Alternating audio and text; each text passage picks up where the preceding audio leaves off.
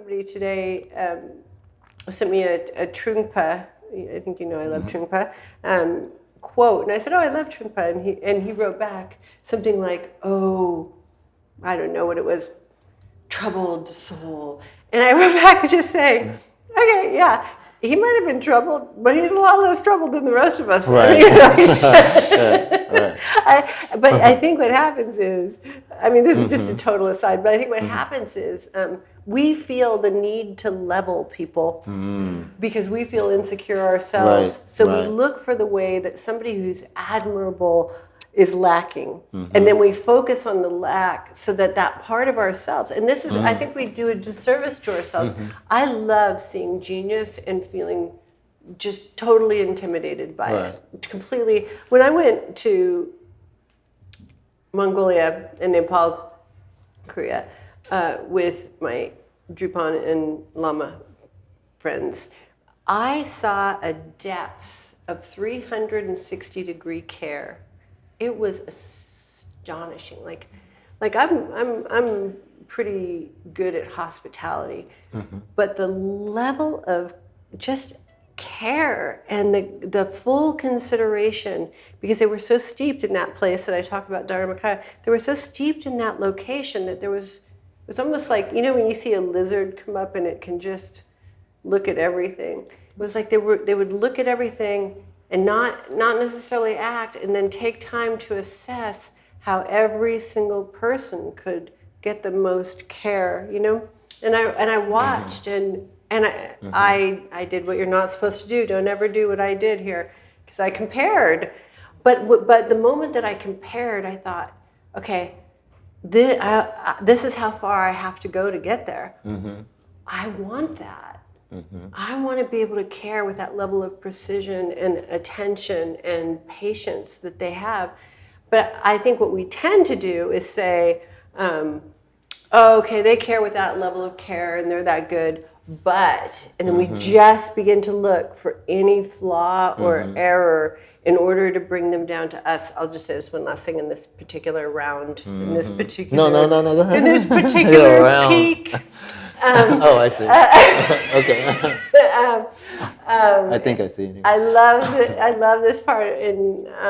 If you can read Lazy Man's Guide to Enlightenment, which remains one of my favorite books, along with Finite and Infinite Games. There are a few, but Lazy Man's Guide to Enlightenment is for those who doubt the profundity of psychedelics, is what I would say. And it's just like a 60-page book. It's very quick, very enjoyable read.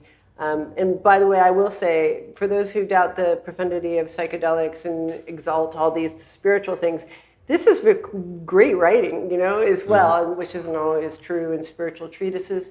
So anyway, what he writes, there's two things he writes, and I'll just tell you both of them. The first is, one thing to understand is that the lesser is always going to try to pull the higher down. That's nature. That's one of those laws of nature. And so anytime a low frequency comes into contact with a high frequency, the low frequency is going to try anything. And what's so cool is he gives some things it tries. And not only does it try by being sad and kind of skunking things up and all of the predictable things, and then putting the other person down and using anger, all of the things to activate a pain body, but they use flattery, anything to get you to tumble to that level. But it is the task of love, and he really likened psychedelics to love. It is the task of love to remain where you are, so that the lower can come to the higher. Now, that can be tricky. You can't hold it, but that's the idea. Okay, so I think that's beautiful. The other is, he tells a story of he had become love. He did, a hero's dose of psychedelics, and he had become love. And as he was love, when you are love, when you're in that place, it's so easy. You're just like, why did I ever have a question? I don't understand the problem. There is no problem. What are you talking about, Rob? I am love, manifest. I don't understand your issue. And then you start to come down. You may, not everyone does, but you start to come down. And so he said he came down, and then he walked outside, And, he was confronted with samsara, he was confronted with reality.